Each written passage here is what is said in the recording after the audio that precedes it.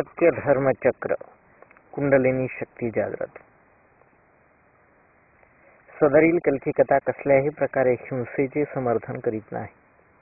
सदरील कथा मानव युद्धाचे तसेच हिंसेचे समर्थन करीत नाही. सदरील सतयुगाची कथा गो हत्येचे सुद्धा समर्थन करीत नाही.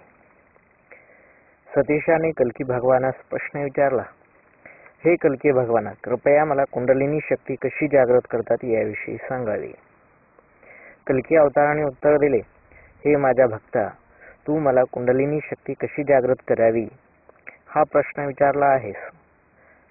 त्याचे उत्तर मी तुला सांगत आहे. कुंडलिनी शक्ती जागृत करण्यासाठी सर्वप्रथम मेंदूची आवश्यकता आहे. हा मेंदू मी सर्व प्राण्यांना उपलब्ध करून दिला आहे. ज्या मेंदूमध्ये सदविचार करण्याची पात्रता आहे असे सर्व माणसे ही कुंडलिनी शक्ती प्राप्त करू शकतात. जी माणसे सदविचार करतात त्यांच्या मेंदूमध्ये सत्याचा जन्म होतो. सत्य हे सदात्म्याचे स्वरूप आहे. हा सदात्मा जणू माझे वाहन देवदत्त हा घोडा आहे. हा देवदत्त नावाचा घोडा हे सत्याचे प्रतीक आहे. हे सतीशा, तू ह्या घोड्याचा ईश्वर हो.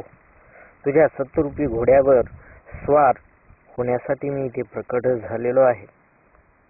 तू ह्या घोड्याचा ईश्वर हो. तुझ्या सत्यरूपी घोड्यावर मी स्वार होणार आहे आणि असत्यरूपी कलियुगाचा विनाश करणार आहे.